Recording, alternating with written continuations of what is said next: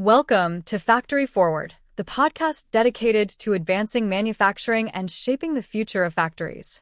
In today's episode, we are joined by Stefan Groendahl, a seasoned leader in the manufacturing technology space with over 25 years of experience driving digital transformation across Europe's discrete manufacturing sector. As SAP's strategic voice for industries like automotive, aerospace, and high-tech, Stefan brings deep expertise on how manufacturers can rethink operations, embrace AI, and shift toward cloud-first, data-powered business models. In this episode, Stefan shares practical insights on what it really takes to lead large-scale transformations, from navigating legacy systems and empowering frontline workers to building trust in AI and scaling innovation beyond the pilot stage. Whether you're an engineering leader, digital transformation strategist, or simply passionate about the future of manufacturing, this conversation will leave you with clear takeaways to move your factory forward. Now, meet your host, Zishan Zia. Hi, everyone. In today's episode of the Factory Forward podcast, we have Stefan Groendahl, a manufacturing industry leader with over 25 years of experience helping companies modernize with SAP solutions. He currently drives SAP's strategy for discrete manufacturing across Central and Eastern Europe with deep expertise in automotive, aerospace, and high-tech sectors. Welcome, Stefan. Welcome, and thank you for having me. Stefan, I'll jump straight into Q&A.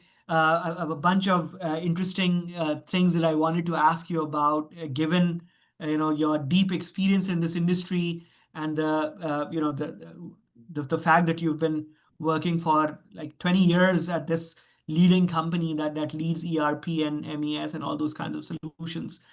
What were the key moments or decisions that enabled the transition into leading go-to-market and industry strategy for you for discrete manufacturing? How did your career progress to get to this point? Yeah, it was not that one moment. It was clearly a combination of multiple things. But before I go there, perhaps really a little bit an explanation what I really do in my daily life, right? So you were saying absolutely right. So I'm part of SAP's industry organization, which we take really serious. Yeah, so we are really proud that we do have industry experts in our company. I'm one of them. And as you were saying, I'm taking care of all kind of discrete manufacturing companies or go-to-market activities for these companies in what we call Middle and Eastern Europe. So everything from the German-speaking countries to the East. And as I was saying, it was clearly a combination of multiple things. So first of all, yeah, and I'm really proud and had the pleasure and honor, yeah, that I was able really to have active roles, be it as a consultant or then later on in completely other roles over the course of my career in many of the well-known manufacturing companies, not only in Germany, but in France and the Nordics, even going up to Russia, in fact, for a certain period of time, a couple of years back. And I think that helped me for sure seeing a lot of different aspects in the industry and clearly building up, at least to my understanding, also a larger network in that industry and in the network, in the expert community. Given all these experiences, then I realized that quite often I receive questions from other account teams, from other customers, who were asking, can you give us a little bit of advice? How is this company doing it? Would you see a better option for what we are trying to achieve? And that is when I realized, okay, instead of always focusing on one company, it may be quite beneficial really serving and being active then in a larger group of a whole industry in the end. And that in the end also combined with a wish to shape really and drive then our industry specific go-to-market in a sense of really defining what are key topics, how do we describe that to the market, and then also clearly representing SAP at larger events and fairs. And all I can say is I'm really enjoying it. So I for sure would motivate also other people listening in to clearly considering a move like that. Fantastic. Stefan, a lot of our audience comprises of, mid-career professionals, often mid-career engineers or engineering leaders, and a question that they're or insights that they're always interested in are related to the advice. They're always interested in advice that is valuable for them, those kinds Yeah. of professionals, to move from technical or account-based roles into broader industry leadership positions. Do you have any suggestions there that might help these kinds of professionals? To be honest, I would say nothing sophisticated. I think the hottest advice I would give is stay curious, right? Because I mean that is clearly what I experienced over the years. Yeah, I was always seeing a new topic coming up, and then I was really motivated building up some knowledge around it, and ideally at a very early time. Yeah, and clearly we had that situation again now with the whole AI hype. Yeah, and I was lucky enough that so many people were asking me really already in the early time frame, can you please explain what is it? What are tangible examples? What is relevant for my industry? And I was able to invest a bit of time and come up really with what I think is quite a useful overview on that. And that was kind of driving my last year. Yeah? So I was discussing that and presenting that to so many companies. So that is clearly, I would say, the number one advice that I would have with staying curious. The other one is, what I think is important is also looking left and right. Yeah. So really not just looking into your industry in which you are currently in, but also looking really what is happening. Are there good examples elsewhere? Yeah. So we quite often, for example, had this situation when I was supporting companies building complex machinery like generators or turbines. Yeah.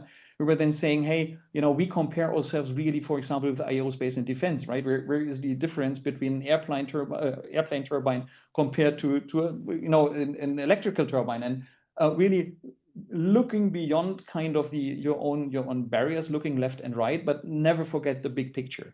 So that would be kind of key hints or key recommendation. And then plus, I think the other important thing is network, right? Be it customers, be it in the ecosystem, so our partners, be it in industry organizations. So this is what I try to keep really, is having an open ear for all kind of opinions and learnings that I see around myself. Oh, that's fascinating. That's really short and concise. Stay curious and network. I appreciate it.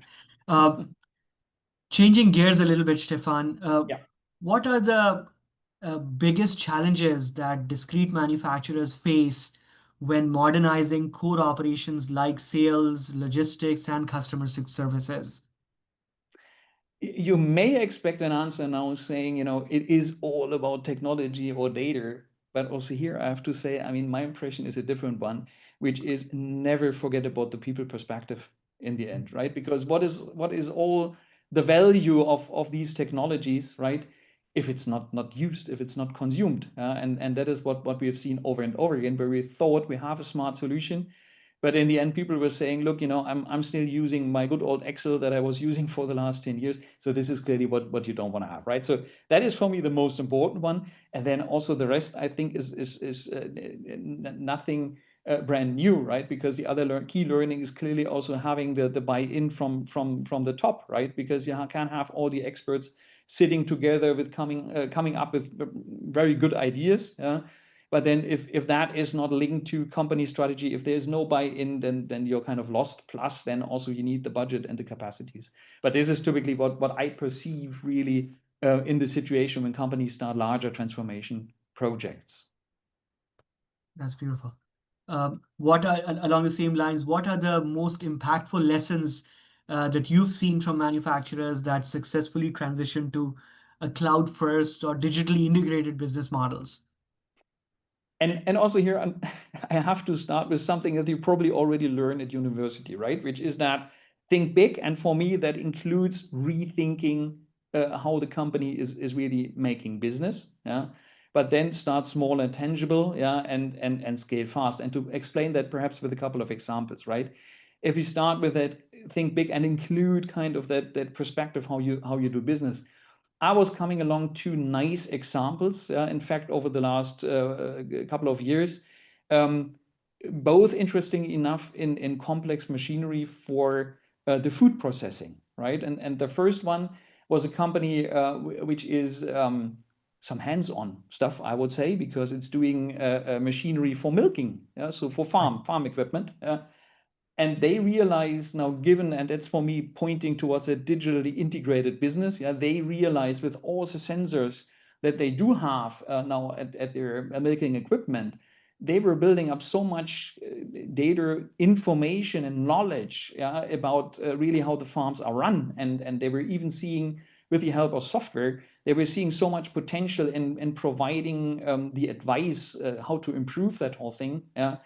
Towards the farmers. And then they start talking also to us because they realize, okay, we really want to commercialize on it.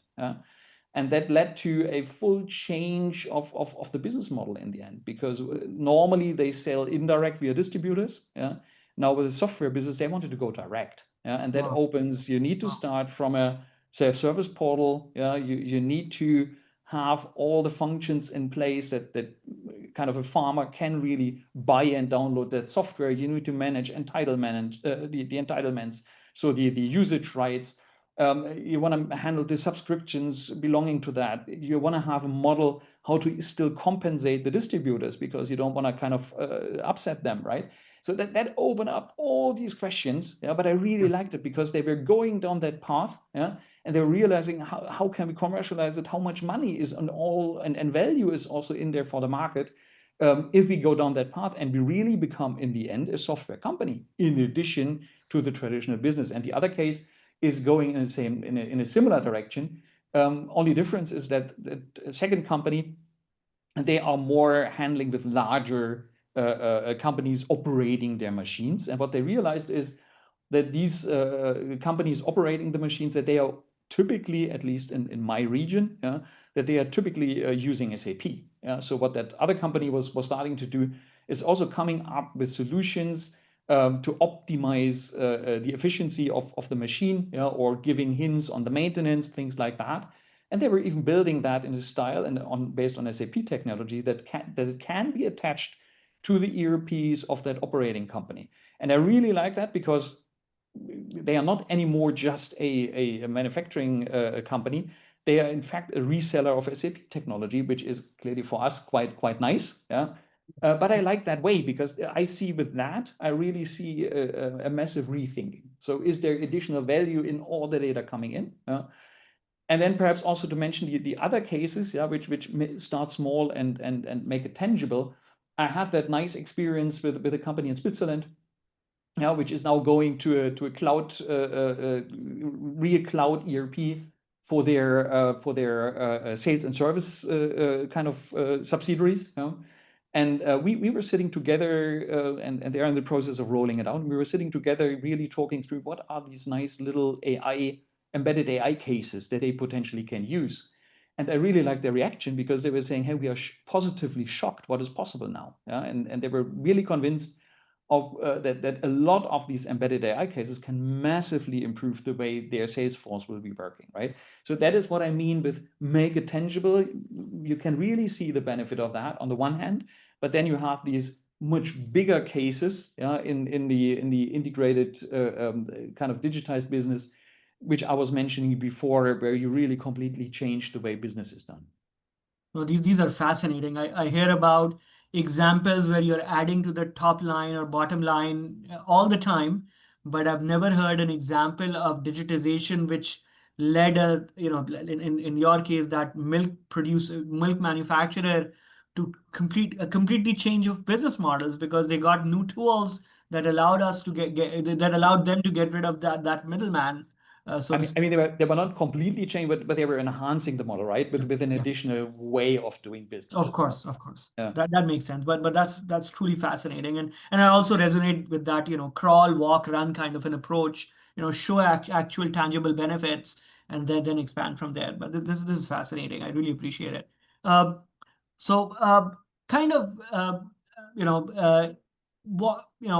are the you talk about essentially at the end of the day, like if I understood your examples, you're still talking about some kind of a frontline worker that might be a knowledge worker or maybe a hands-on worker.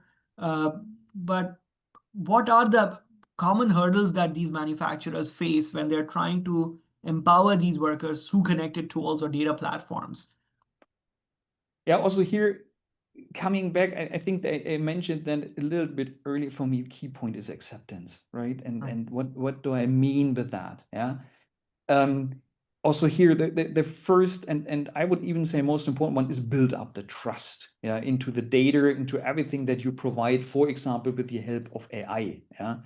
And for me, nice examples where I experienced that was really when we were discussing our supply chain planning solution, our integrated business planning, this is how it's called, with companies. Then quite often we had really the situation that was taking a while, yeah, really to build up the trust that all the algorithms, all the AI capabilities behind everything, what is brought together there and come up with coming up with the recommendations that typically people in the first moment they don't trust, right? So they let the Excel running for minimum half a year or something like that. And that is what, from my understanding, first of all, you need to overcome. And just to add an example, so we are currently really working on a capability that AI is not just kind of adding to the algorithm and doing the fascinating thing in the back, but you can even use it, yeah, our Joule, our co-pilot that we do have, and get an explanation, yeah, why that system is, with all the mathematical things going on in the back, why the system is recommending exactly these changes, or is giving these recommendations. So that is for me key, building up that trust. That's for me number one. The other one is really for the acceptance. Clearly, what I see over and over again, in the past, you always had the topic around training and things like that. Yeah.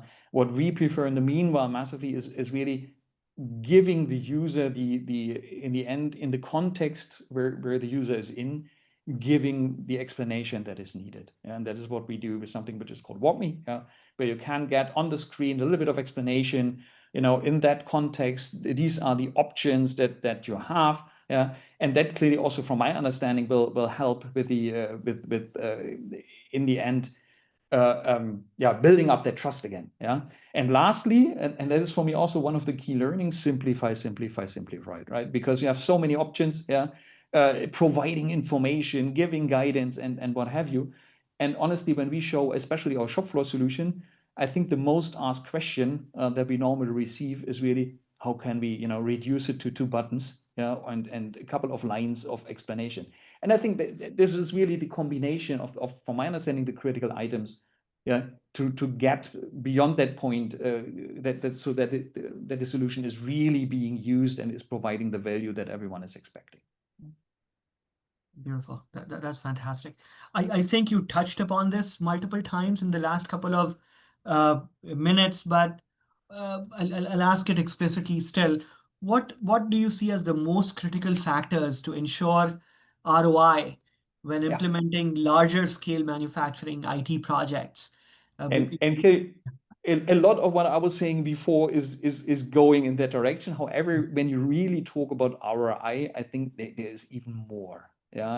And for me, that really starts with, first of all, being aware and having a clear North Star. Yeah. So really defining where do you want to go. Yeah. And we just recently had that discussion with a company which was pretty clear in saying, that they are different, that they have a certain USP. In that case, they produce lot size of 1, but with a very high quantity. Yeah. And that leads to some specifics, because their planning will look completely different compared to many other companies, because they don't want to necessarily optimize that towards being very cost efficient. They want to optimize that towards, delivery a high number of pieces to a certain delivery date. Yeah, completely different. But that's what I mean with the North Star. Yeah, do you want to have the most agile manufacturing plant? Do you want to have the most cost-effective one, or do you want to promise to the market something which you want to deliver? So having that North Star, I think, is key, because then only you can judge whether the project that you are setting up and is really fitting to that North Star. Yeah? And then I would say all the other elements, fall under that, yeah, which is then really having the clear governance, being agile in the methodology, so that you can adapt and continuously kind of check again, yeah, whether the circumstances and the environment has changed, right? Looking now at the geopolitical situation, I think that's probably the most challenging one at the moment, yeah, doing that rechecks and reacting agile, and then clearly all the other topics that we talked before. I hope that makes sense. It does. It does. That's fantastic. So one thing that, whenever I'm going to these trade shows and I'm Yeah. on the booths of SAP and other giants, or I'm attending your presentations, uh, I have a good sense of the following question, that, what you're going to say, but I kind of want to check, if my intuition aligns with this. Uh, a lot of manufacturers still have legacy systems, Yeah. and they have, when you go to them and talk about implementing digital workflows or automation layers, they'll have a lot of misconceptions. I've seen what the standard, you know, uh, positioning is for a company like SAP in these presentations. But how would you answer that? What are the misconceptions that you often see these companies, having? I have a legacy system and I need to install a digital workflow or automation layer into it. I would translate that into that perception. It's just an IT project. Right. Yeah, that is what I've seen over and over again. Yeah, that company is saying, especially in that, I simply want to automate that process, so I need a workflow machine behind that, and so on. And that is where I would say, yeah, probably there's more behind it, because you need the context. Yeah, you need not just the data, you need the context, you need the process, you need the business logic behind, right? Because that's for us also one of the typically the key questions when we talk about automation with whatever technology you're using in the end. Yeah. Do you have these business rules? Do you, can you describe what you really want to achieve? For me, that's a critical one. And you were mentioning that you quite often have seen then kind of also our official positioning. And I mean, I think we learned also a lot in that space. Yeah. And you probably have seen that we announced something which we called the Business Data Cloud, yeah, which is exactly going in that direction. Why? Because the learning is that we need to prepare the data, but including the business context, including the context where the data was coming from, really to prepare ourselves, and then also adding external data, which is not on SAP systems yet, but preparing ourselves so that we are really able to come up with more sophisticated AI cases, and especially then also with AI agents, because in the end, this is where we want to get to. Brilliant, fantastic. Yeah, that aligns with my understanding of, what's the right direction for the customer to take, and where the vendor industry as a whole is trying to take the customers towards. This makes complete sense. Yeah. You already gave an, again, that I come back to that example of the milk producer because I really liked it. Do you have other examples, or what opportunities exist in that kind of connecting go-to-market strategy with customer-facing innovation across the manufacturing life cycle? Could you kind of a little bit open-ended, but yeah. It's we truly take really a broader perspective on that, and we summarize because we probably could now talk for a long time on that topic, yeah. But we typically try to summarize that under kind of three headlines, you could say, right? So we say one focus topic, you could say, that we typically try to support our customers within is really, we call it offering customer-centric solutions and services at scale. And that really means supporting, includes our perception that really more and more companies are doing very personalized offerings. Yeah?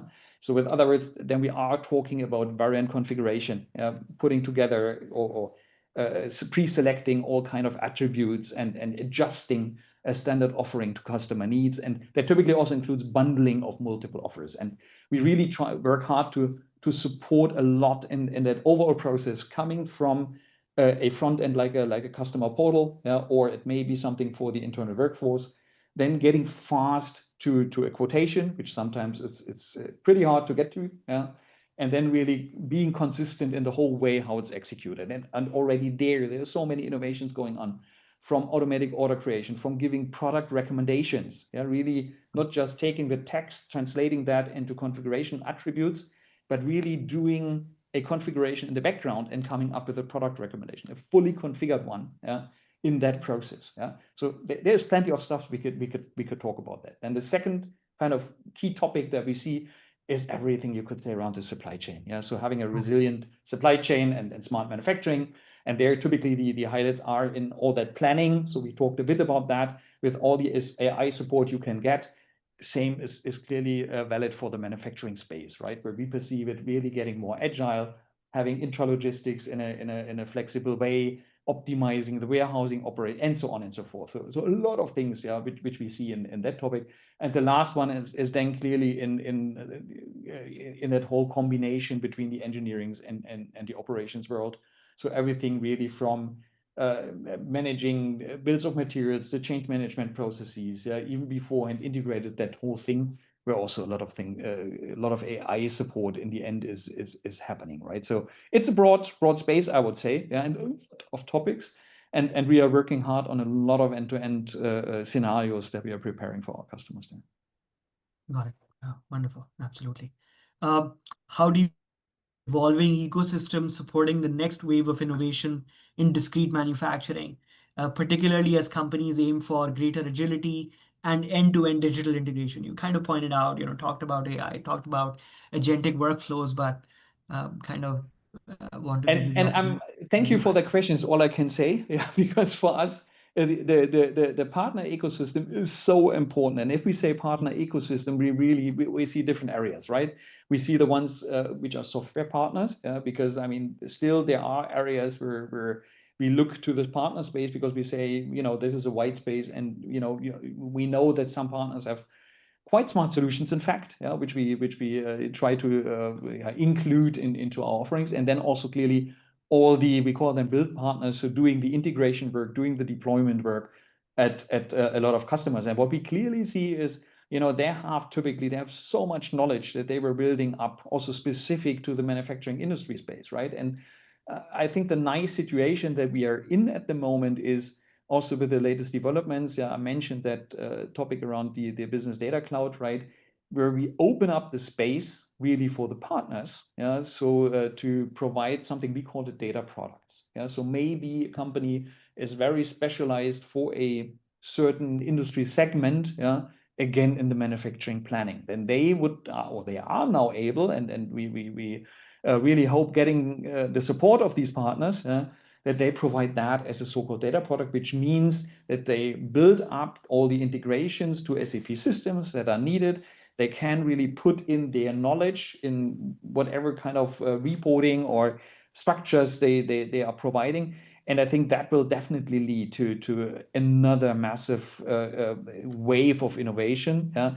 And I mentioned the software partners before, where I have seen and continuously see so many cool things. Be it we have examples in identification of spare parts, based on picture taking. So I've seen fancy stuff in the partner space. I'm really always curious, also going to fairs and things like that, seeing what's happening there, and that is clearly part of the overall strategy, making use of them, really combining that, so that we can come up with the best possible offer. Makes sense. I appreciate you talking about partnerships, and again, SAP has such a vast ecosystem of its own, and the fact that you build the backbone for digitization and invite a lot of other partners to bring in their strengths and to integrate with this absolutely makes it an even stronger ecosystem for sure.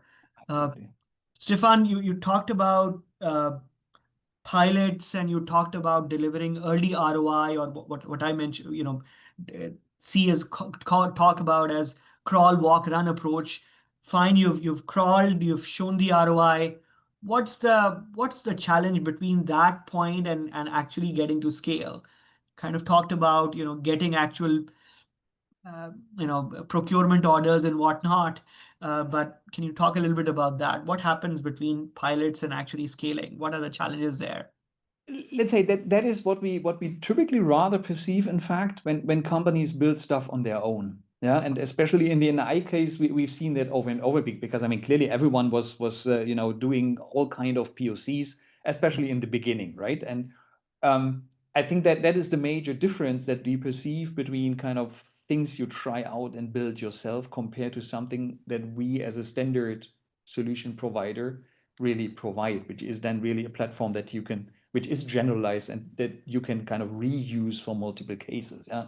So and we have seen that over and over again. Yeah. So for example, that was one of the positives, yeah, that a lot of customers were saying. So in in cases in manufacturing itself, right? I mean, a lot of companies are offering capabilities for visual inspections, right? Because I mean, if you went perhaps to the Hanover Fair this year, my impression was that was one of the key kind of scenarios that was shown over and over again.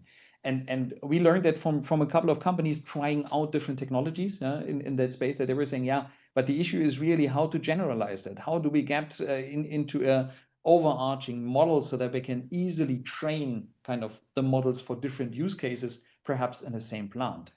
So that is really what I perceive getting from a POC. Again, I clearly see the advantages because at least we try to think that from the beginning, that enterprise-wide use and being able to scale, having authorization concepts in place, and so on and so forth. And that is typically where we see companies who start building something, and try it out in a POC are then quite often really failing when they really try to scale that and bring that to other cases and repeat kind of the success they probably had with a POC. That makes sense. Heading towards the close of our session, I know it's fairly late at your end as well, and again, appreciate you taking the time. What is one, or what are a couple of things that manufacturers just don't do enough of to be truly factory forward in 2025? It's kind of a signature question that I ask people, or what should factory teams do to stay competitive in an AI augmented manufacturing environment, if you want me to overload it a little bit? Honestly, my impression is kind of two things, because I saw a lot of evaluations done by analysts and other consultancy firms and so on, which are still describing that the digitization, and that may be special for the European region, that the digitization is not where you would expect it, or where a lot of companies would like to be, So my first thing would be really fast digitization of the core processes, because that's the base, right? We can talk about AI and agentic AI and everything, but if the base is not there, if it's not digitized, if we don't have the data ready, it will not work. And that is perhaps the other point. Take the data topic serious. The data preparation, building up the knowledge, but don't forget the people perspective, right? So you still want to have people being able to judge whether you have something like a hallucination from the AI, or whether that whatever the AI is recommending to do, you need people who are still able to judge whether that makes sense or not. So that would be kind of my key takeaway, I guess. Brilliant. Yeah, always back to the basics. I really appreciate it. Absolutely. You need to have a real ERP system to kind of oversimplify it before you can, kind of do anything more fancy. Appreciate it, Stefan. This was really educational, very helpful to me, and I'm sure for our audience this is going to be really valuable as well.